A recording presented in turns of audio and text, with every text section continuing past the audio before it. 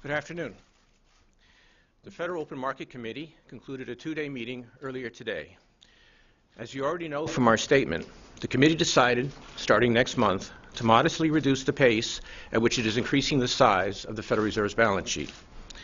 The committee also clarified its guidance on interest rates, emphasizing that the current near-zero range for the federal funds rate target likely will remain appropriate well past the time that the unemployment rate declines below 6.5%, especially if projected inflation continues to run below the committee's 2% longer-run goal. Today's policy actions reflect the committee's assessment that the economy is continuing to make progress, but that it also has much farther to travel before conditions can be judged normal. Notably, despite significant fiscal headwinds, the economy has been expanding at a moderate pace, and we expect that growth will pick up somewhat in coming quarters, helped by highly accommodative monetary policy and waning fiscal drag. The job market has continued to improve, with the unemployment rate having declined further. At the same time, the recovery clearly remains far from complete, with unemployment still elevated and with both underemployment and long-term unemployment still major concerns. We've also seen ongoing declines in labor force participation, which likely reflect not only longer-term influences such as the aging of the population, but also discouragement on the part of potential workers.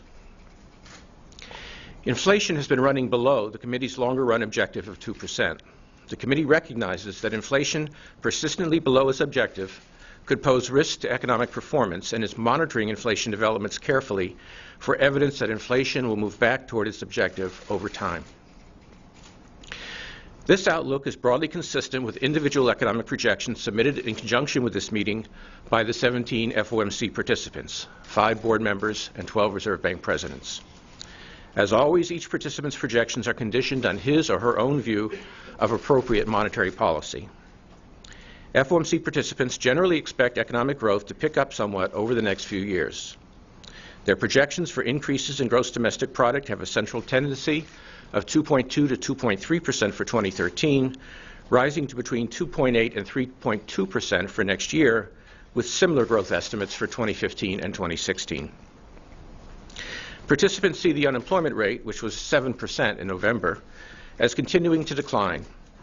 The central tendency of the projections has the unemployment rate falling to between 6.3 and 6.6% in the fourth quarter of 2014, and then to between 5.3 and 5.8% by the final quarter of 2016. Meanwhile, FOMC participants continue to see inflation running below our 2% objective for a time, but moving gradually back toward 2% as the economy expands. The central tendency of their inflation projections for 2013 is 0.9 to 1.0%, rising to 1.4 to 1.6% for next year and to between 1.7 and 2.0% in 2016. Let me now return to our decision to reduce the pace of asset purchases. When we began the asset purchase program in September 2012, we said that we would continue purchases until the outlook for the labor market had improved substantially in a context of price stability. Since then, we've seen meaningful cumulative progress in the labor market. For example, since we began the current purchase program, the economy has added about 2.9 million jobs, and the unemployment rate has fallen by more than a percentage point to 7%. For comparison, when we started the program, many forecasters saw the unemployment rate remaining near 8% throughout 2014. Recent economic indicators have increased our confidence that the job market gains will continue. For example, non-farm payrolls have recently been increasing at a pace of about 200,000 jobs per month, and the unemployment rate has fallen by 0.6 of a percentage point since June. With fiscal restraint likely diminishing and with signs that household spending is picking up, we expect economic growth to be strong enough to support further job gains. Further, FOMC participants now see the risks around their forecasts of growth and unemployment as having become more nearly balanced rather than tilted in an unfavorable direction as they were at the inception of the asset purchase program. As you know, we've been purchasing $85 billion per month in longer-term Treasury and agency mortgage-backed securities. Starting in January, we will be purchasing $75 billion of securities a month, reducing purchases of Treasuries and mortgage-backed securities by $5 billion each. It's important to note, though, that even after this reduction, we will be still expanding our holdings of longer-term securities at a rapid pace. We will also continue to roll over maturing Treasury securities and reinvest principal payments from the Federal Reserve's holdings of agency debt and agency mortgage-backed securities into agency mortgage-backed securities. Our sizable and still increasing holdings will continue to put downward pressure on longer-term interest rates, support mortgage markets, and make financial conditions more accommodative, which in turn should promote further progress in the labor market and help move inflation back toward the committee's objective of 2%. Our modest reduction in the pace of asset purchases reflects the committee's belief that progress towards its economic objectives will be sustained. If the incoming data broadly support the committee's outlook for employment and inflation, we will likely reduce the pace of securities purchases in further measured steps at future meetings. Of course, continued progress is by no means certain. Consequently, future adjustments to the pace of asset purchases will be deliberate and dependent on incoming information. Asset purchases remain a useful tool that we are prepared to deploy as needed to meet our objectives. With unemployment still well above its longer-run normal rate, which committee participants currently estimate to be between 5.2 and 5.8%, and with inflation continuing to run below the committee's 2% longer-term objective, highly accommodative monetary policy remains appropriate. To emphasize its commitment to provide a high level of monetary accommodation for as long as needed, the FOMC today also enhanced its forward guidance. For the past year, the committee has said that the current low target range for the federal funds rate would be appropriate at least as long as the unemployment rate remained above 6.5%. Inflation was projected to be no more than half a percentage point above our 2% longer-run goal, and longer-term inflation expectations remained well anchored. We have emphasized that these numbers are thresholds, not triggers, meaning that crossing a threshold would not lead automatically to an increase in the federal funds rate, but would indicate only that it was appropriate for the committee to consider whether the broader economic outlook justified such an increase. With many FOMC participants now projecting that the 6.5% unemployment threshold will be reached by the end of 2014, the committee decided to provide additional information about how it expects its policies to evolve after the threshold is crossed.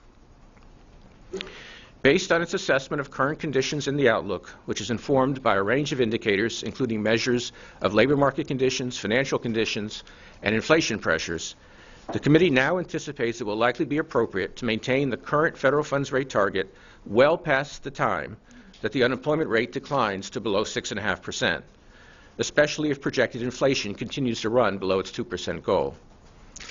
In part, this expectation reflects our assessment, based on a comprehensive set of indicators, that there will still be a substantial amount of slack in the labor market when the unemployment rate falls to 6.5%.